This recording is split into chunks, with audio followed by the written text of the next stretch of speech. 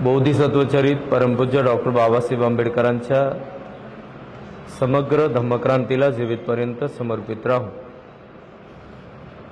या ठिकाणी उपस्थित असलेले आदरणीय भिक्खू डॉक्टर सत्यपालजी महाथेरू यांना त्रिवार अभिवादन करून तुम्हा सर्व उपस्थित जणांच्या प्रती, विश्वातील तमाम मानव मात्रांच्या प्रती, सृष्टीतील सबंध सत्वरूपांच्या प्रती अनंतापार मंगल मैत्री, असीम असीम मंगल कामना।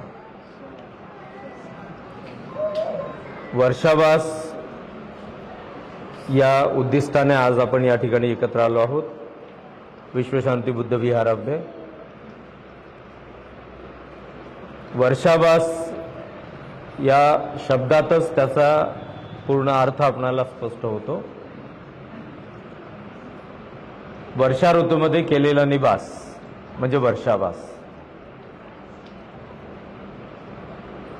वर्षा ऋतूमध्ये कोणी कोठे निवास करावा या संदर्भात भगवंतांनी त्यांच्या काळामध्ये भिक्खूंच्या करिता जो विनय सांगितला, तो विनय आम्ही भिक्खू आमच्यामध्ये अधिक विकसित करण्याचा संकल्प करतो, तो पूर्णत्वास नेण्याचा संकल्प करीत असतो। वर्षा ऋतूमध्ये भिक्खूंनी एकत्र का राहावे, एकाच जागी का राहावे, तथागतांनी भिक्खूंना आदेश दिलेला होता। चारिका करत करत वेगवेगळ्या दिशेने भ्रमण करून आपल्या शुद्धचर्येला विकसित करून आपल्या ज्ञानाच्या प्रकाशाने स्वतः प्रकाशित होऊन इतरांना धम्माचा हा ज्ञानप्रकाश तुम्ही वितरित करा। तथागतांच्या आदेशानुसार भिक्खू भ्रमण करून धम्माचा प्रचार आणि प्रसार करतात। वर्षा ऋतूमध्ये भ्रमण करणे हे अशक्य आहे। अलीकडच्या काळामध्ये वर्षा ऋतू काहीसा कमी झालेला आहे, परंतु त्या काळामध्ये किंवा आजपासून पूर्वी 25-30 वर्षाच्या आधी आपण पाहत होतो, या वर्षा ऋतूमध्ये भिक्खू भ्रमण करण्यासाठी जातील तर भिक्खूंना अन्न मिळणार नाही, भोजन मिळणार नाही। तथागतांनी हा विनय बनविला त्यावेळेला भिक्खूंना एकच वस्त्र वापरण्याचा अधिकार होता आणि जर भिक्खू पावसात ओले झाले तर ते वस्त्र त्यांच्या अंगावरच वाळत असे, त्यामुळे भिक्खूंना त्वचारोग होत असत। वर्षा ऋतूमध्ये पावसाळ्यामध्ये तुमचे ग्रहस्थांचे दरवाजे बंद असतात, त्यामुळे भिक्खू तुमच्या दारावर येऊन कधी आवाज देत नसतात। भिक्खू दारावर येऊन उभे राहिले याची तुम्हाला जाणीव होत नाही। भिक्खू फार वेळ उभे राहत नसतात, फार झालं तर अर्धा मिनिटपर्यंत ते उभे राहतात आवाज न देता, आणि तुम्हाला ठाऊक नसल्यामुळे भिक्खू तसेच रिकाम्या हाताने तिथून निघून जातात। असं अनेकदा होत होतं। भिक्खूंना वर्षा ऋतूमध्ये भोजन मिळत नव्हतं। त्यावेळेला भगवान बुद्ध राजगृहामध्ये होते। दुसऱ्या आषाढी पौर्णिमेला बुद्धत्व प्राप्ती केल्यानंतर भगवान बुद्धाला बिंबिसार राजाने जो वेळवण बगीचा दान दिला होता बुद्ध प्रमुख असलेल्या भिक्खू संघाला, राजगृहामध्ये भगवान बुद्ध असताना राजगृहामध्ये आणि राजगृहाच्या अवतीभोवती त्या काळी जवळपास 16-17 दुसरे सांप्रदायिक होते, जसे निगंठनाथ पुत्त ज्याला आपण महावीर जैन म्हणतो, संजय बेल्लटी बुत्त, अजित केशकमली, असे 16-17 सांप्रदायिक होते। आणि त्या सांप्रदायिकांचे काही गण होते, त्यांचे शिष्य होते, कोणाचे 50, कोणाचे 20, कोणाचे 100, कोणाचे 200। त्यांनी त्यांच्या सांप्रदायिकांनी त्यांच्या गणांना, त्यांच्या शिष्यगणांना त्यांचे नियम सांगितलेले होते। जवळजवळ सर्वच सांप्रदायिक वर्षा ऋतूमध्ये एकाच ठिकाणी राहत असत, आपापल्या निवासामध्ये। एका सद्ग्रस्ताने भगवंतांच्या समोर हा विचार मांडलेला होता की भगवान, भिक्खू वर्षा ऋतूमध्ये भ्रमण करतील तर त्यांच्या पावलांनी चिखलात दसून जीवजंतू मृत्युमुखी पडतील। भिक्खू पावसात भ्रमण करतील तर त्यांच्या अंगावरचे वस्त्र ओले होतील, जे त्यांना बदलवण्याची मुभा नाही। भिक्खूंना वर्षा ऋतूमध्ये पुरेसं भोजन मिळणार नाही, भगवंतांनी तथागतांनी यावर चर्चा केली, विचार केला, चिंतन केलं. तथागतांना त्यामध्ये जे सत्य लक्षात आलं त्यावरून भगवंतांनी भिक्खूंना एकत्रित केलं. भगवान भिक्खूंना म्हणाले, भिक्खूंनो अनुमती देतो वर्षावास करण्याची, वर्षा ऋतूमध्ये एकाच ठिकाणी निवास करण्याची.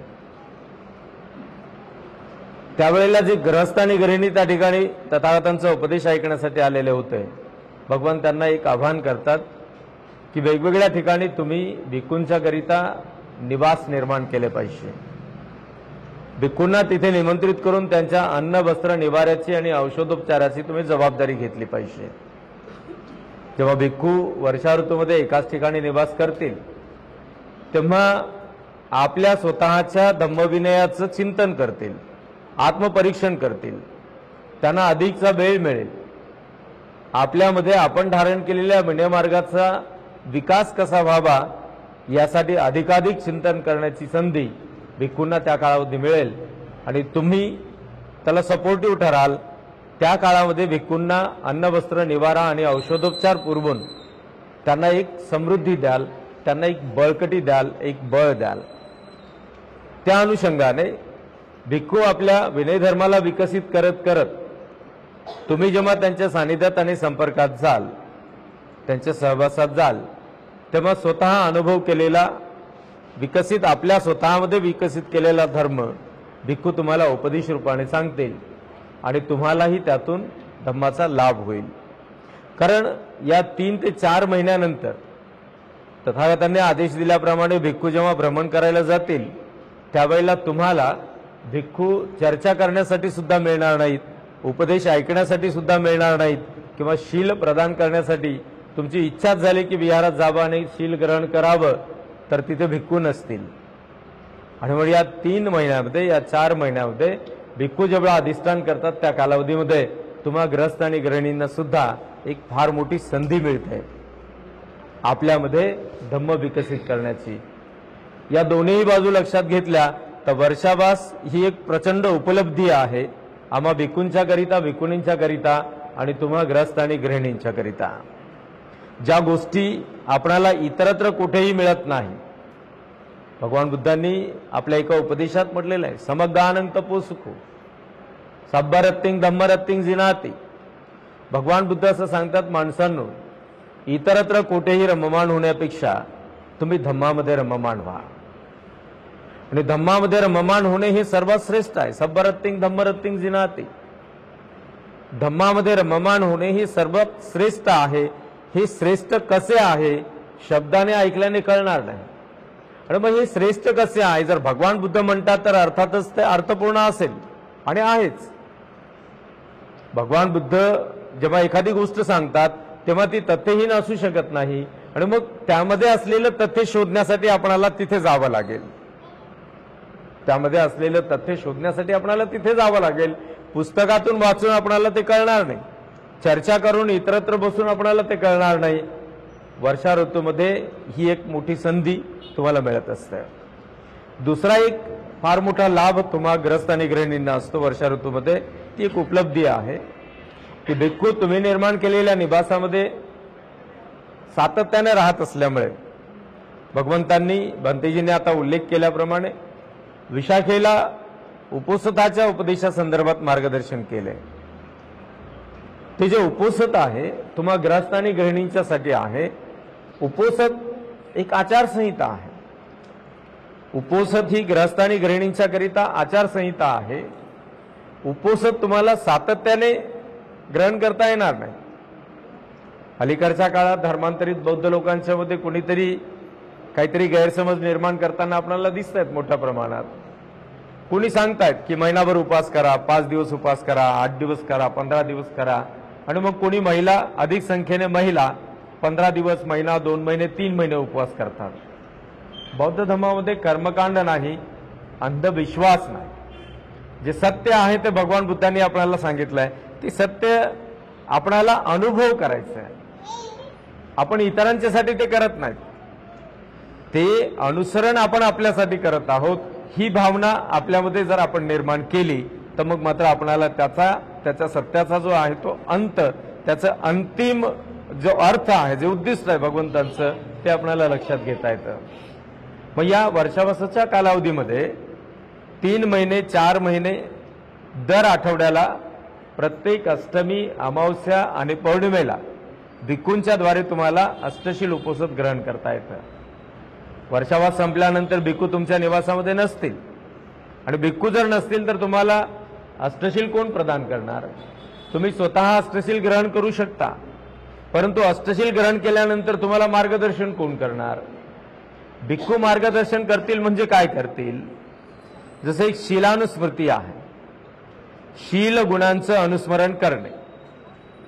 मग त्यावेळेला तुम्हाला स्मृतिशील व्हायचंय, तुम्हाला चिंतनशील व्हायचंय की हा अष्टशील उपवासाचा मार्ग तथागतांनी सांगितला, अर्हतांनी त्याचा स्वीकार केला, तथागतांच्या काळातल्या भिक्खूंनी त्याचा अंगीकार केला, वर्तमानातले भिक्खू त्याचा अंगीकार करतायत, अनुसरण करतायत. आणि त्यांच्याद्वारे मी जर हा मार्ग अनुसरण करत आहे, त्यांच्याद्वारे जर मी हा मार्ग स्वीकार करत आहे, तर मी सुद्धा आजचा पूर्ण दिवस, आजची पूर्ण रात्र या मार्गाला काटेकोरपणे पालन करेल. ही एक संधी वर्षावासाच्या या कालावधीमध्ये तुम्हा ग्रस्त आणि गृहिणींना देखील प्राप्त होत असते. वर्षावास हा भिक्खूंच्या करिता आहे, तुम्हा ग्रस्त आणि गृहिणींच्या करिता नाही. राहिली गोष्ट आता एक फार मोठं कन्फ्युजन धर्मांतरित बौद्ध लोकांच्या मध्ये सध्या वर्तमानामध्ये आहे, बौद्ध संस्कृतीच्या बाबतीमध्ये. ग्रंथ वाचन ही बौद्ध संस्कृतीच नाही. खेड्यापाड्यामध्ये आम्ही जातो, कोणी कोणी लोक आता तुमचं पाहून, तुमचे नातेवाईक जे खेड्यापाड्यात असतात तुमच्या घरी आले की तुम्ही त्यांना सांगता किंवा तुमच्या विहारामध्ये चालतं ते पाहून ते त्यांच्या गावात करतात. आम्ही जेव्हा खेड्यात जातो त्यावेळेला ते आम्हाला असं म्हणतात की बनतेजी आम्ही पोथी लावली, आणि ते बुद्ध विहारामध्ये एखादं पुस्तक वाचतात, आमच्या पोथीची समाप्ती आहे, आम्ही पोथी सुरुवात करत आहोत. म्हणजे हा अत्यंत चुकीचा पायंडा आहे. बौद्ध संस्कृतीमध्ये कुठेही ग्रंथवाचन या 3 महिन्याच्या कालावधी, ग्रंथवाचन करायचं तर 12 महिने करा, तुम्हाला कोणी काही फाशीवर देणार आहे? 12ही महिने करा ना तुम्ही बुद्ध विहारामध्ये, तुम्हाला कोणी मनाई करणार आहे? मुसलमान लोक रोजा करतात, हिंदू लोक श्रावण करतात, बौद्ध लोक वर्षावास करतात. म्हणजे हे सगळं काही अत्यंत चुकीचं आहे. या सगळ्या जाणीवा, याच्यामध्ये असलेलं जे वास्तव आहे, जे तथ्य आहे, ते इथे एकत्र येऊन आपणाला चिंतन करून एकमेकांच्या विचारांची देवाणघेवाण करून जे शाश्वत आणि जे सत्य आहे, ज्याला खरंच आधार आहे आणि ज्याला उपलब्धी असं म्हणू आपण, की ज्याच्यातून आपल्याला लाभ होईल, ते आपल्याला ग्रहण करता येतं. आणि ती संधी वर्षावासाच्या कालावधीमध्ये आपल्याला मिळत असते. मग आता होत काय आहे की बुद्ध विहारामध्ये सुशिक्षित लोक ग्रंथवाचन सुरू करतात. ज्या स्त्रिया किंवा जे पुरुष ग्रंथवाचन करतात, शेवटच्या दिवशी त्यांना जोड आहेर केला जातो. केवळ एवढ्यातच अडकून पडलेलो आहोत. त्या ग्रंथामध्ये काय नमूद केलं होतं, त्या वाचन करण्यामध्ये त्यांनी काय ऐकलं होतं, त्याच्यातून काय तथ्य निघालं, या सगळ्याकडे कोणाचं दुर्लक्ष असतं. ज्या गोष्टी बौद्ध संस्कृतीमध्ये नाहीत त्या गोष्टी करण्याने आपल्यामध्ये विकास होणार नाही. त्या गोष्टी करण्याने आपल्यामध्ये विकास होणार नाही. भगवान बुद्धाकडे पाहिल्यानंतर आपल्याला लक्षात येतं की बुद्धत्व श्रेष्ठ आहे, बुद्धत्व महान आहे, बुद्धत्व असाधारण आहे, असामान्य आहे. ही जी असामान्य असाधारण असणारी गोष्ट आहे ती सामान्य माणसाला कशी लक्षात येईल? म्हणजे याचा अर्थ असा आहे का की सामान्य माणसाने ते लक्षात घेऊच नाही? भगवान बुद्धांनी केलेला उपदेश हा सामान्यातल्या सामान्य माणसाच्यासाठी सुद्धा आहे आणि तो समान आहे. जगाच्या पाठीवर 7 समुद्राच्या पलीकडे असलेला धनवान असलेला एखादा व्यक्ती असेल आणि आपल्यासोबत असलेला एखादा निर्धन व्यक्ती असेल, तरी दोघांच्या करिता भगवान बुद्धाच्या तत्वज्ञानामध्ये समानता आहे. दोघांच्या करिता समानता आहे. शिक्षित असेल अशिक्षित असेल दोघांच्या करिता समानता, काळे असतील गोरे असतील त्यांच्याकरिता समानता आहे, स्त्रिया असतील पुरुष असतील त्यांच्याकरिता समानता आहे. मग हे आपल्याला जाणायचं कसं? ही कसं आपण जाणून घेऊ? मग बुद्ध असाधारण आहेत असं आपल्याला कसं कळेल? मी तुम्हाला एक उदाहरण सांगतो आणि मी थांबतो. बुद्धत्व प्राप्त केल्यानंतर सिद्धार्थ गौतमांनी सम्यक संबोधीचं ज्ञान प्राप्त केल्यानंतर त्यांची जी अवस्था होती ती अवस्था अत्यंत उच्च कोटीची होती. जे ज्ञान या सृष्टीच्या निर्मितीपासून कोणालाही धारण करता आलं नाही, ज्या ज्ञानाबद्दल कुणाला कळलं नाही. धम्मचक्र प्रवर्तनामध्ये एक उल्लेख केला जातो. भगवान बुद्ध उपदेश करताना म्हणतात, पुब्बे अननसु तेसु धम्मेसु. पूर्वी अनुश्रुत असलेला हा धम्म आहे. अनुश्रुत असणे म्हणजे कोणीही ऐकलेला नाही. जर कोणी ऐकलाच नाही तर याचा अर्थ असा की कोणी सांगितलाच नाही. म्हणजे मग सर्वात पहिल्यांदा सिद्धार्थांनी बुद्धत्वाचं ज्ञान प्राप्त केलं. त्यावेळेला त्यांची अवस्था अत्यंत उच्च होती. ते सर्वज्ञ होते. त्यांच्या तुलनेत या सृष्टीमध्ये दुसरा कोणीही सत्व नव्हता. एवढं प्रगल्भ ज्ञान सर्वात पहिल्यांदा सिद्धार्थांनी जे अवगत केलं, आत्मसात केलं, ढोबळ भाषेत त्याला प्राप्त केलं आपण असं म्हणतो, ते होतं सम्यक संबोधीचं ज्ञान, बुद्धत्वाचं ज्ञान. आता हे बुद्धत्व प्राप्त केल्यानंतर त्यांच्या मनामध्ये द्विधा उत्पन्न होते. एक त्यांच्या मनात गोंधळ उडतो की एवढ्या कष्टाने हे ज्ञान प्राप्त केलं, म्हणजे सिद्धार्थांनी ज्ञान प्राप्त केलं हे केवळ त्या 6 वर्षाचा संघर्ष नव्हता. अगदी जन्मापासूनच सिद्धार्थाचा संघर्ष सुरू होता. हे सामान्य लोक यावरती कधी केंद्रित होत नाहीत. सिद्धार्थ बालवयात असताना असित मुनीने जेव्हा ते महाराजा शुद्धोधनांना सांगितलं होतं की हा ग्रहत्यागी झाला तर बुद्ध होईल, आणि महाराजा शुद्धोधनाच्या हृदयामध्ये धडकी भरली.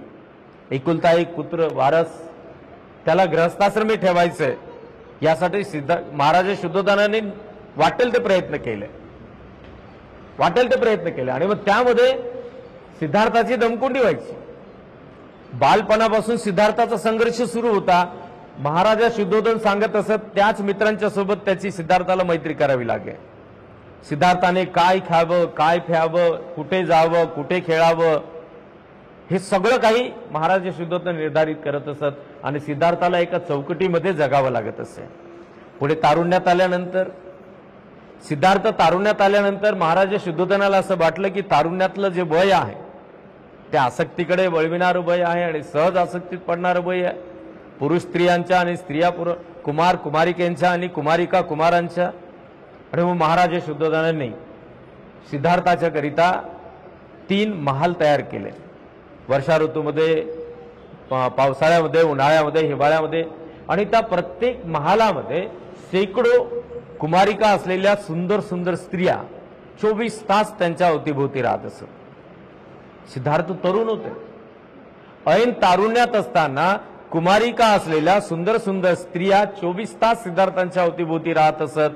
त्या अर्धनग्न राहत असत, त्या नृत्य करत असत, त्या गायन करत असत, सिद्धार्थाचं मन विचलित करण्याचा प्रयत्न करत असत. परंतु ऐन तारुण्यात असताना सिद्धार्थाचं मन एक क्षण सुद्धा विचलित झालं नाही. हा सिद्धार्थाचा फार मोठा संघर्ष होता. हे 6 वर्ष तपस्या केली एवढंच नाही, आणि त्यावेळेला जर सिद्धार्थ त्या संघर्षात यशस्वी झाले नसते तर 6 वर्ष तपस्या करण्याची त्यांना संधी मिळालीच नसती. म्हणजे सिद्धार्थांनी हा एवढा प्रचंड संघर्ष केला आणि बुद्धत्व प्राप्त केलं. त्यावेळेला त्यांच्या मनात गोंधळ निर्माण झाला की एवढ्या कष्टाने, एवढ्या परिश्रमाने प्राप्त केलेलं ज्ञान लोकांना सांगावं आणि लोकांनी त्याचं अनुसरण करू नये तर सांगण्याचा उपयोग काय. पण बुद्धत्वामध्ये करुणा आहे, बुद्धत्वामध्ये महाकरुणा, आणि मग ती महाकरुणा त्यांच्यामध्ये जी आहे ती उत्पन्न होते आणि ते ठरवितात की नाही आपण उपदेश केला पाहिजे. मग त्यावेळेला त्यांच्या मनामध्ये प्रश्न निर्माण होतो की आपण उपदेश करायचा तर कोणाला करायचा. मी मगाशी म्हणालो बुद्धत्व अत्यंत उच्च अवस्थेत आहे. हे सर्वज्ञ आहेत, ते श्रेष्ठ आहेत, विशुद्ध आहेत. स्वयं प्रयत्नांनी त्यांनी ही उच्च अवस्था गाठलेली आहे. त्यांच्या तुलनेत या सृष्टीमध्ये दुसरा कुणीही नाही. अनुत्तरंग आपण असं म्हणतो. आणि मग अशा अवस्थेत एवढ्या उच्च पदाला असताना भगवान बुद्ध त्यावेळेला विचार करतात की हा उपदेश आपण कुणाला करायचा, सर्वप्रथम कुणाला सांगायचं धम्म. मग त्यांना स्मरण होतं की आलार कालाम आहे, उदकरामपुत्त आहे, भृगुऋषी आहे, ज्यांनी कधी काळी आपल्याला थोडंसं का होईना काही शिकवलं. या तिघांच्या आश्रमामध्ये सिद्धार्थ राहत असताना सिद्धार्थाला काही पुसटशा गोष्टींची कल्पना आलेली होती, काही तत्वज्ञानाची एक ओळख झालेली होती. आणि मग भगवान बुद्धाच्या लक्षात आलं की काही का होईना त्यांच्या सान्निध्यात आपणाला काही का होईना परंतु कळलं, चला आपण त्यांना उपदेश करू. तुम्हाला एक आठवण करून देतो. सिद्धार्थ कपिलवस्तूवरून राजगिरीमध्ये आले. त्यावेळेला बिंबिसाराने सिद्धार्थाला फोर्स केला होता, आग्रह करत होते बिंबिसार की तुझ्या पित्याचे आणि तुझे जर काही कलह झाले असतील, तुझ्या राज्यामध्ये काही कलह झाले असतील आणि म्हणून तू परिव्राज्य बनला असेल, तू तरुण आहेस, तू सुकुमार आहेस, तुला पत्नी आहे, तुला अपत्य आहे, तुझे माता पिता आहेत, उद्या तू राजा होणार, तुझा राज्याभिषेक होणार, हे तू सोडून दे आणि तुला जर तुझ्या मायदेशी परत जायचं नसेल तर माझं अर्ध राज्य तुला देतो. सिद्धार्थाने ते शांत ऐकलं आणि सिद्धार्थ मोठ्या विनम्रतेने बिंबिसाराला म्हणाले की राजन, यापुढे तुम्ही मला आग्रह करू नका, कारण मी आता परत फिरणार नाही. बिंबिसाराच्या लक्षात आलं आणि बिंबिसार शेवटी म्हणाला की जेव्हा केव्हा तुला ज्ञान प्राप्त होईल तेव्हा तू माझ्या राज्यात येऊन, माझ्या राजधानीत येऊन मला दर्शन देऊन मला उपदेश करशील. त्या राजाचं निमंत्रण होतं, पण भगवान बुद्ध राजाकडे न जाता या 3 लोकांना शोधण्याचा प्रयत्न करतात. या तिघांचाही मृत्यू झाल्याचं जेव्हा भगवंतांना कळतं तेव्हा भगवान बुद्ध पुन्हा स्तब्ध होऊन चिंतन करतात आणि मग त्या 5 जटाधारी असलेल्या साधूंचं त्यांना स्मरण होतं. कौंडिन्य, वप्प, भद्दीय, महानाम आणि अश्वजित. या साधूंचं काय बरी तिथे महत्व? जटाधारी साधू, साधारण असलेले साधू. बुद्धत्व आता अत्यंत उच्च कोटीच्या सर्वज्ञ अवस्थेला प्राप्त झालेलं, तरी भगवान बुद्ध त्या 5 साधारण असलेल्या जटाधारी साधूचं स्मरण करतात. कशासाठी? तर त्या 5 जणांनी आपल्याला कधीतरी सहवास दिला, त्या 5 जणांनी आपल्याला सहकार्य केलं, आपल्याला आपली सेवा केली, आपला आदर केला आणि त्या 5 जणांना आपण उपदेश केला पाहिजे. मनामध्ये धारण करून भगवान बुद्ध महाबोधी वृक्षापासून वाराणसी जवळच्या ऋषिपतन मगधाय वनापर्यंत आज जर आपण बाय रोड जातो तर 250 किलोमीटरचं अंतर आहे.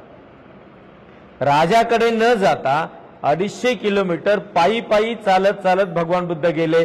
कुणाला उपदेश करण्यासाठी? 5 साधारण परिव्राजकांना उपदेश देण्यासाठी. बुद्धत्व यामुळे असाधारण आहे, बुद्धत्व म्हणून असाधारण आहे. आणि म्हणून या असामान्य असलेल्या बुद्धत्वाला जाणून घेण्यासाठी भगवान बुद्धांनी जे स्वयं अनुसरण केलं. का गेले भगवान बुद्ध त्या 5 जणांच्या पर्यंत 250 किलोमीटर पर्यंत? तसं पाहिलं तर बाय रोड राजगीर बुद्धगयेपासून महाबोधी वृक्षापासून 94 किलोमीटर आहे, 84 किलोमीटर आहे. 84 किलोमीटर हे अंतर सोडून भगवान बुद्ध 250 किलोमीटरचं अंतर जातात. राजाकडे न जाता भगवान बुद्ध त्या 5 साधारण साधूकडे जातात. बुद्धत्वामध्ये कृतज्ञता आहे. बुद्धं शरणं गच्छामी आपण म्हणतो की नाही? मी बुद्धाला शरण जात आहे, बुद्ध ज्या वाटेने गेले त्या वाटेने मी जात आहे, मला जायचं आहे, मी जाणार आहे. मग बुद्ध कोणत्या वाटेने गेले? अर्थात वाटेने गेले याचा अर्थ बुद्धांनी कशाचं अनुसरण केलं? तर बुद्धांनी ज्याचं अनुसरण केलं ते मला अनुसरण करायचं आहे, म्हणून मी भावना करतो बुद्धं शरणं गच्छामी. आणि हो, बुद्धत्वामध्ये कृतज्ञता, बुद्धत्वामध्ये नम्रता. ही नम्रता सामान्यातल्या सामान्य माणसाला सुद्धा सहजपणे जाणता येते, पण ज्याला हे असाधारण असलेले बुद्धत्व जाणता येत नाही किंवा जाणून घेण्याप्रती त्याचा विश्वास नाही किंवा त्यावर त्याची श्रद्धा नाही, तर तो कितीही विद्वान असो त्याला मात्र ते कळणार नाही. पुस्तकातून वाचून हे कळणार नाही, भाषणातून ऐकून सुद्धा हे कळणार नाही. जो बुद्धत्वाच्या प्रती आपल्यामध्ये श्रद्धा विकसित व्हावी. बुद्ध विहाराची निर्मिती का केली गेली? तथागतांच्या परिनिर्वाणानंतर बुद्ध विहाराची निर्मिती केली गेली. का केली गेली? त्याही काळामध्ये आजच्यासारखे कर्मकांड करणारे लोक होते. आत्म्यावर, चमत्कारावर, ईश्वरावर, परमेश्वरावर, काल्पनिक शक्तीवर विश्वास ठेवणारे लोक त्याही काळात होते. भगवान बुद्ध हयात असेपर्यंत त्या लोकांना जाणीव होत होती. तथागतांच्या महापरिनिर्वाणानंतर 500 अरहत भिक्खू एकत्र आले. त्यांनी विचार मंथन केलं, त्यावर चिंतन केलं की तथागत असताना हे लोक कर्मकांड करायचे, तथागत असताना हे लोक काल्पनिक शक्तीवर विश्वास ठेवायचे, तथागत असताना हे लोक आत्म्यावर विश्वास ठेवायचे, ईश्वरावर, दैववादावर विश्वास ठेवायचे. तथागत नसताना ही लोक किती भरकटतील. आणि मग या लोकांना बुद्ध धम्माच्या या मार्गामध्ये रुजविण्यासाठी, रममान करण्यासाठी बुद्ध विहारांच्या निर्मित्या केल्या गेल्या, बुद्ध मूर्त्या तयार केल्या गेल्या, काही गाथा नव्याने तयार केल्या गेल्या. आणि त्या सगळ्या गोष्टी श्रद्धा म्हणून आपल्यामध्ये विकसित करता याव्यात यासाठी बुद्ध विहाराची निर्मिती केली गेली आणि बुद्ध मूर्त्या त्या ठिकाणी ठेवण्यात आल्या. बुद्ध मूर्त्या पाहिल्यानंतर कोणी म्हणतात ही मूर्ती सुंदर आहे, पिवळी आहे म्हणून सुंदर आहे, कोणी म्हणतात काळी आहे म्हणून सुंदर आहे, कोणी म्हणतात पांढरी आहे म्हणून सुंदर आहे. कोणी म्हणतात ही महागडी आहे म्हणून सुंदर आहे. हो, बुद्ध सौंदर्याला महत्व देणारे नव्हते. बुद्धाची तुलना पैशामध्ये कोणी करू शकेल का? ती कधीच होऊ शकणार नाही. मग आता बुद्धत्वामध्ये सौंदर्य काय आहे? तर बुद्धाची जी लक्षणे अनुलक्षणे आहेत, बुद्धत्वाचे जे गुण आहेत, बुद्धत्वाचे जे गुण आहेत ते बुद्धत्वाचं सौंदर्य आहे. मग ह्या हाडामासाच्या डोळ्याने या बुद्ध मूर्तीकडे पाहत असताना मला जे दिसणारं सौंदर्य आहे ते सौंदर्य नष्ट होणार आहे. आपल्या विहारात असलेली मूर्ती 1000 वर्ष टिकणार आहे, पण 1000 वर्षानंतर काय? ती नष्ट होणारच आहे. पण बुद्धत्व गेल्या 2500 वर्षापर्यंत या सृष्टीमध्ये अस्तित्वात आहे आणि ते सतत जगभर अधिकाधिक मोठ्या गतीने ते पसरत आहे. एवढंच नाही तर ही सृष्टी अस्तित्वात असेपर्यंत या सृष्टीमध्ये बुद्धत्व अस्तित्वात राहणार आहे. ते आपल्याला हाडामासाच्या डोळ्याने दिसणार नाही. पण मग मूर्त्या कशासाठी वापरल्या? बुद्धविहाराची निर्मिती का केली? बाबासाहेब आंबेडकरांनी बुद्धविहाराच्या बाबतीमध्ये अतिशय गांभीर्यपूर्वक मार्गदर्शन केलेलं आहे. बुद्धविहार हे केवळ कर्मकांड करण्याचं ठिकाण असतं कामा नये. तुम्ही थोडंसं विदर्भाकडे जा, यवतमाळच्या पल्लीकडे जा. बुद्धविहारामध्ये बुद्धमूर्तीच्या समोर कोणी भिक्षू, आमचे भिक्षू सुद्धा मातीचे मडके ठेवतात पाणी भरून, कोणी तांब्याचे भांडे ठेवतात पाणी भरून, त्याच्यात दोरा सोडलेला असतो. मग आलेले लोक चम्मचभर पाणी घेतात, एक घोट पाण्यात पितात आणि डोक्यावरून हात फिरवतात. भिक्षू त्यांच्या मनगटाला दोरा बांधतात, सभ्य तिवे विवेक जंतू म्हणतात, मंत्र मारल्यासारखे, आणि त्या लोकांना तिथे समाधान होतं.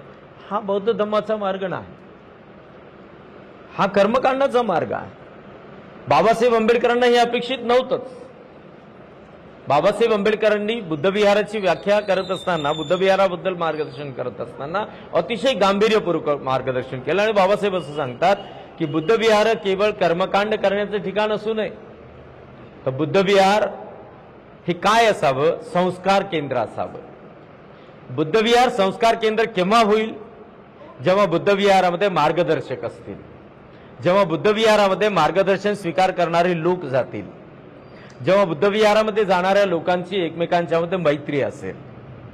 बाबासाहेब आंबेडकर असं सांगतात की बुद्धविहारामध्ये ग्रंथालय असावं. प्रत्येक रविवारी बुद्धविहारामध्ये जाऊन तुम्ही एकमेकांशी वार्तालाप करावा. एकमेकांच्या मनात जर धम्मासंदर्भात काही प्रश्न असतील तर ती प्रश्न एकमेकांना विचारावीत. म्हणजे ज्यांना त्याची उत्तरे ठाऊक असतील, चर्चेतून तुम्हाला ती उत्तरे मिळतील. एक शेवटची गोष्ट सांगतो की बाबासाहेब आंबेडकरांचा दृष्टिकोन हा किती सूक्ष्म होता आणि आपल्या किती हिताचा होता. बाबासाहेब आंबेडकरांच्या प्रत्येक दृष्टिकोनामध्ये बुद्धाचंच तत्व समाविष्ट झालेलं आहे. त्याशिवाय बाबासाहेब आंबेडकरांनी बुद्धाच्या तत्वज्ञानाशिवाय दुसऱ्या कुठल्याही गोष्टीचा आधार घेतला नाही आपली चळवळ चालवण्यासाठी किंवा या देशातल्या लोकांना मार्गदर्शन करण्यासाठी. बाबासाहेब आंबेडकर असं सांगतात की भगवान बुद्धाचा आणि आनंद भिक्षूचा एक संवाद होता, ज्याला अपरिहानीय धर्म म्हटलेला आहे. समाजाच्या उन्नतीसाठी बाबासाहेब आंबेडकर झगडले. समाजाच्या उन्नतीसाठी बाबासाहेब आंबेडकरांनी त्याग केला, संघर्ष केला. स्वतःचा जीव बाबासाहेब आंबेडकरांनी धोक्यात घातला. रात्रीचा दिवस करून बाबासाहेब आंबेडकरांनी सगळ्या गोष्टींचा शोध लावला आणि त्या गोष्टी आपल्या पदरात टाकल्या.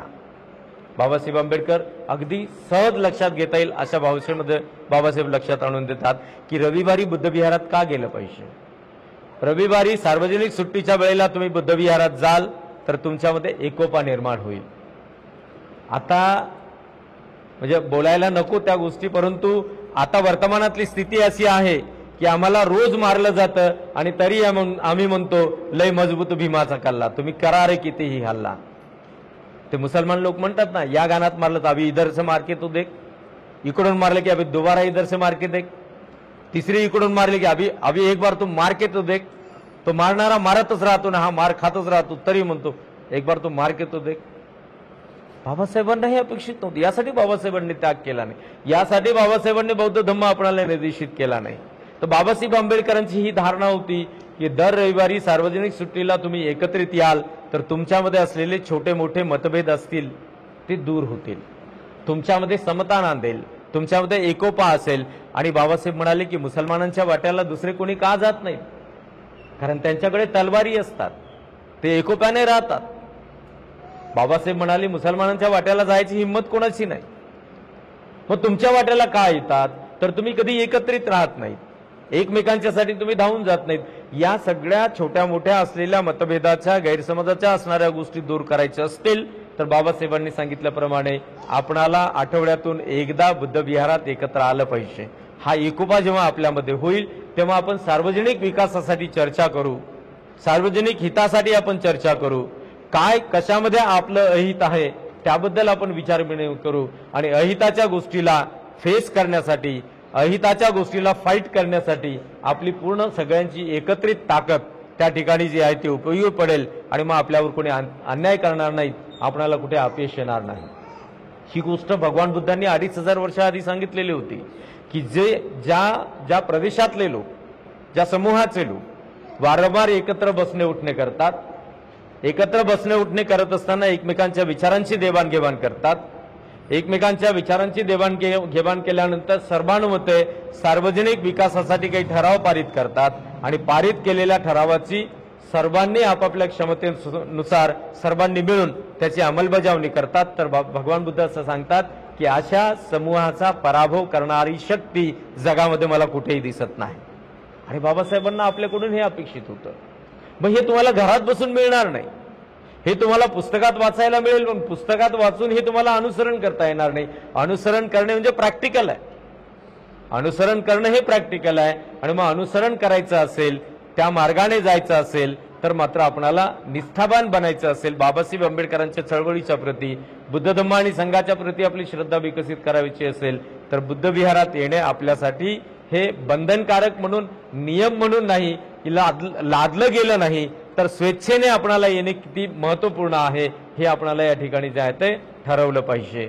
या 3 महिन्याच्या कालावधीमध्ये जेवढा अधिक धम्म तुम्हाला संकलित करता येतील, जेवढे अधिक तुमच्या मनामध्ये असलेले धम्माच्या संदर्भात असणारे प्रश्न असतील त्या प्रश्नांची उकल करून घ्यायची असेल तर आपली श्रद्धा विकसित करण्यासाठी हा एक फार मोठा आपल्यासाठी कालावधी आहे, ही फार मोठी उपलब्धी आहे। ज्या वेळेला भिक्खूंच्या द्वारे तुम्हाला वेळोवेळी वेगवेगळ्या विषयावर मार्गदर्शन होतात आणि त्या मार्गदर्शनातून बुद्ध धम्म आणि संघाच्या बाबतीमध्ये, बौद्ध संस्कृतीच्या बाबतीमध्ये ज्या आपण न जाणलेल्या गोष्टी आहेत त्या जाणून घेण्याची संधी आपल्याला मिळते।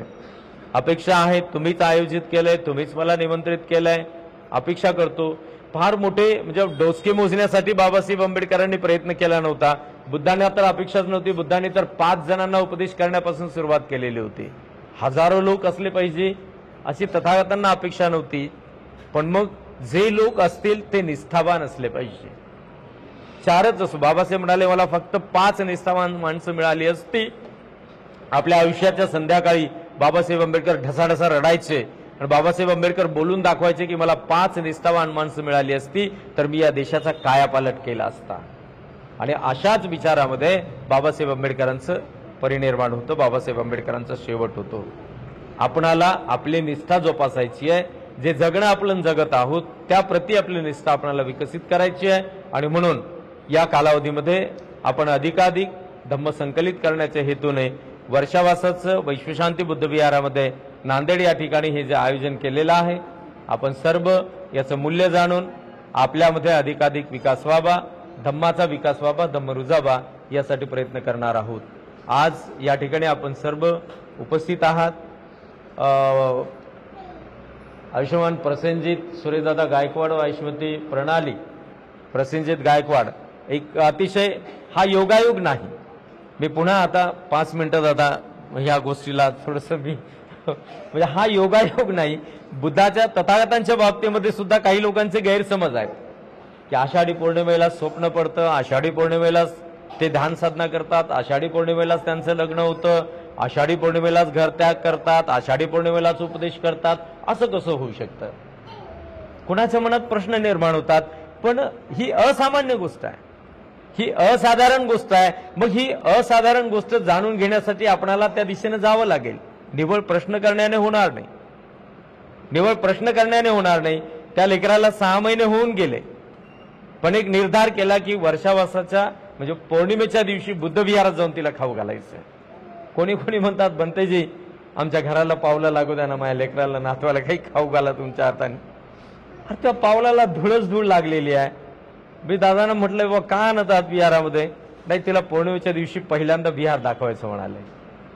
हा योगायोग नाही, ही मनात उत्पन्न झालेली चेतना आहे। आणि याचं प्रतिबिंब जर या कवळ्या मनावरती म्हणजे या मनोपटलावरती प्रतिबिंबित होतं तर भविष्यामध्ये तुम्हाला तुमच्या लेकरांची चिंता करण्याची गरज नाही. तिचं नावच मुदिता आहे. मुदिता एक ब्रह्मविहारामध्ये असलेला एक घटक आहे, बुद्धत्वाचा एक तो गुण आहे.